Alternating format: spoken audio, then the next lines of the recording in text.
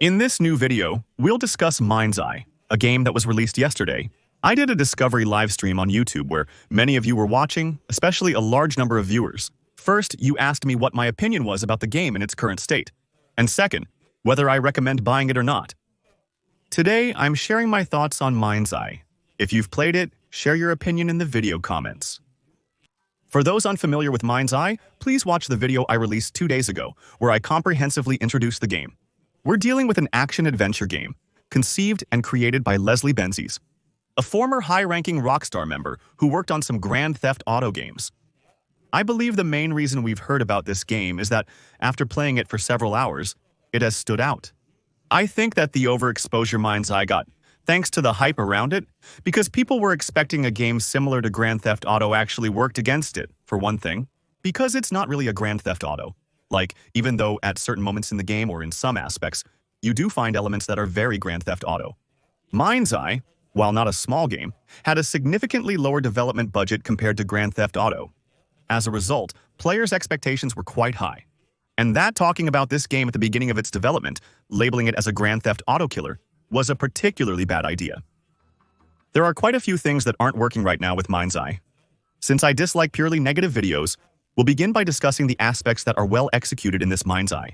Despite not being amazing overall, it still has some pretty cool aspects. The first thing for me, which is pretty well done, is the story and the cutscenes. The cutscenes are actually quite nice looking, in my opinion.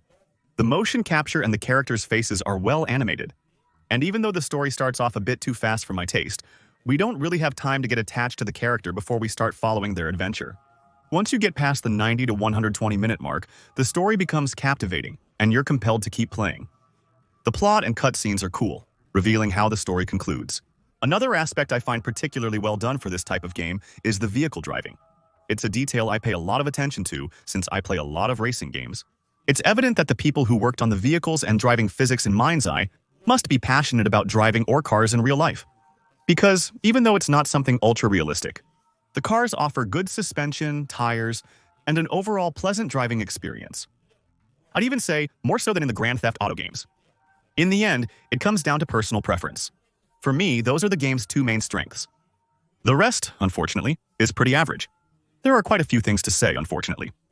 Graphically, it's complicated, and I'm not even referring to the graphic quality, because I think that once you manage to get the game running well under optimal conditions, the game is pretty nice. The problem is that once again, we're dealing with a game that's released unoptimized, and you need a crazy setup to run it. If you want to hope for smooth performance and good graphics quality, we're playing a game with noticeable clipping issues and choppy graphics. In the cutscenes, there are objects that flicker in the background and pop in a few frames too late. And there are some effects that feel a bit outdated, like the fire, for example, or the explosions. They really make us feel like we're not playing a next-gen game. So that's on PC. On PlayStation 5, I realized it's less visually appealing and occasionally suffers from significant frames per second drops, which is unacceptable for console versions. Since I haven't played on PlayStation 5, I can't share my opinion about it on that platform. But, well, graphically, it's not incredibly beautiful, and it's very hard to run. For me, there's another major problem with this game, it's that it's really sluggish. I was saying this about the game. The cutscenes and dialogues are pretty nice. It's beautiful, and it was made as if it were an American movie. And fortunately, because the cutscenes cover a very large portion of the 8 to 10 hours of gameplay needed to finish Mindseye. It's true that the game was announced to last 15-20 hours. However, there's already gameplay on YouTube showing it being completed in 7 hours. For the 4 main missions, not including side missions. But overall, there's a lot of talking. There are a lot of cutscenes that you can't skip, by the way. That's a good idea when you want players to follow the story. Conversely, when a crash occurs after a 10-minute cutscene, and you must restart the game and rewatch the same lengthy cutscene without the ability to skip it, it feels incredibly frustrating. Honestly, I think almost 30% of my playtime is spent in cutscenes. Cutscenes usually lead to a car ride that you have to do yourself. So, what's the point of these phases? Although the driving feels good, the driving sections in this game currently don't add anything.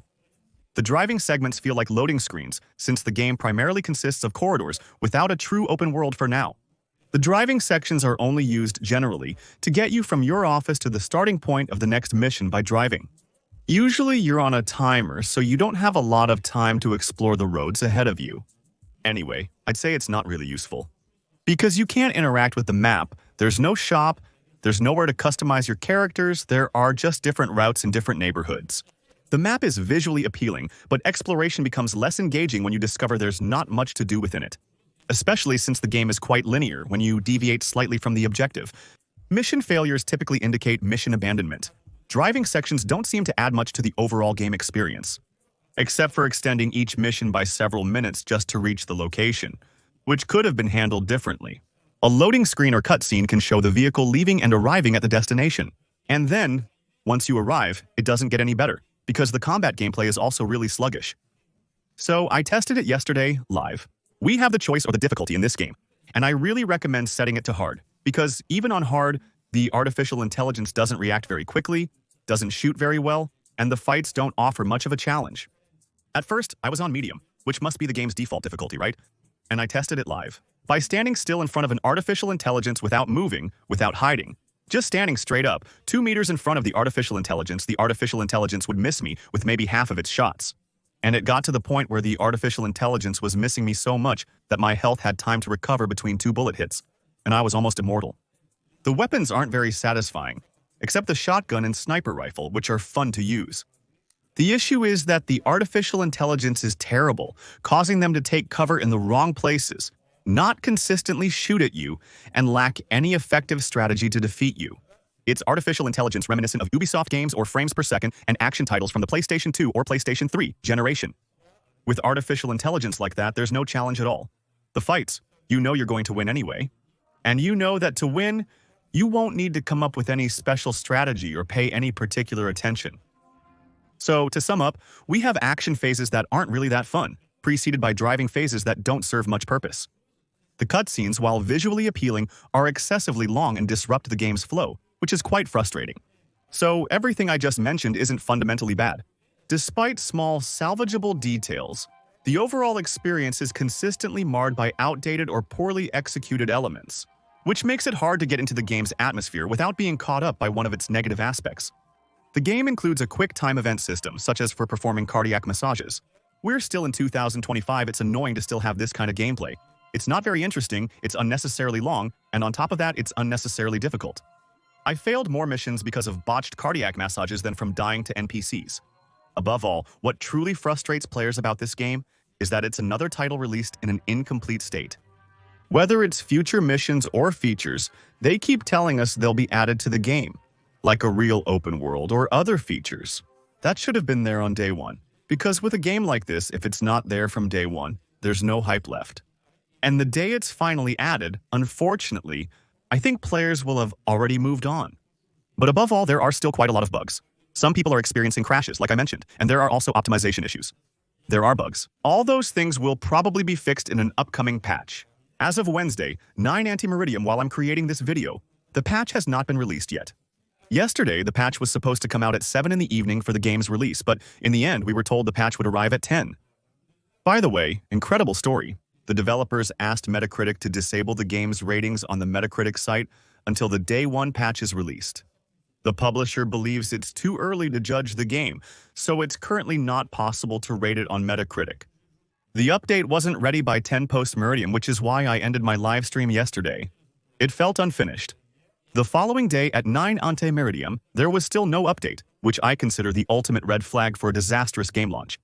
Players are tired of games releasing in an unfinished state, which has happened frequently in recent years with numerous examples. And I think it's very clear that Mindseye knew she would be under close scrutiny for this kind of thing. And yet, after many examples, Mindseye decides to make the same mistakes. I mean, let's say that this famous patch suddenly improves the whole game, and it was supposed to come out just a few hours after the game's release. Why not delay the game's release by 24 hours? Sure, it would have pissed off the players at first, but maybe it would have allowed everyone to enjoy a better game. Why didn't you do that? Why did you push the game's release when supposedly there's a better patch coming right after? Why did you risk releasing this game so early when it clearly needs another 3 months of development to be ready? And that's really an absolute red flag, I think, for games nowadays. We're fed up paying $60-$80 for games that require months of patches just to be decent. For Mindseye, it was crucial for this game to be a financial success. Because let's remember that Leslie Benzies plans to make several games, including Mindseye, all centered around the same universe called Everywhere. He supposedly has plans for games and updates for Mindseye for the next 10 years. The issue is that they will require funding. And what if their initial major project, Mindseye, which still exceeds 100 million, doesn't turn a profit? It's going to be very complicated for him to find investors who trust him and who are willing to give him money. In my opinion, the next games in the Everywhere universe won't sell well, which is unfortunate for the developers. The game has a 44% positive review rating on Steam, which is not good. Most importantly, the all-time peak of concurrent players on Mindseye is only 3,300, which is an incredibly low number. Compared to the peak of 138,000 simultaneous viewers on Twitch, which is still a significant number, it's huge in this case. I think there were a lot of streamers who were sponsored to play it. Many viewers noticed this during the live stream, that it wasn't the game they were hoping for, and as a result, very few people ended up buying it afterwards. So, to sum up my thoughts about Mindseye, it's not bad, but clearly for a game that's being sold for $60. Developed by an industry veteran, which costs so much and still makes so many mistakes all at once. For me, it's not possible to recommend that you buy it, at least not at that price. If it were a $129 game, it would be entirely different. But at $60, you can get many other games that are more interesting than this complicated one. In my opinion, Mindseye had potential, but lacked the resources to fulfill its ambitious vision, ultimately failing to convince. For me, very clearly Leslie Benzies set the bar too high. He announced too many crazy things and in the end, couldn't finance them. We have a half-finished game. If you're passing by and want to share your thoughts on the game, feel free to leave a comment, whether you agree with me or not.